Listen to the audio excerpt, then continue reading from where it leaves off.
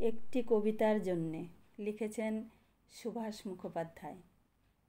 একটি কবিতা লেখা হবে, তার জন্যে আগুনের নীল শিখার মতন আকাশ রাগে রি রি করে, সমুদ্রের ডানা ঝাড়ে দুরন্ত ঝড়, মেঘের ধূম্র জটা খুলে খুলে পড়ে, বজ্রের হাঁক ডাকে অরণ্যে সাড়া, শিকড়ে শিকড়ে পতনের ভয় মাথা খুঁড়ে মরে, বিদ্যুৎ ফিরে তাকায়, সে আলোয় সারা তল্লাট জুড়ে রক্তের লাল দর্পণে মুখ দেখে ভস্মলোচন।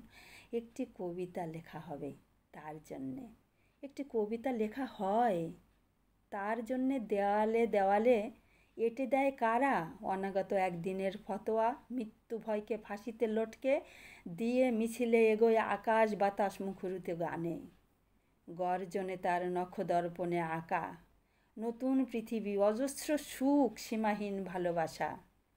একটি কবিতা লেখা হয় তার জন্যে।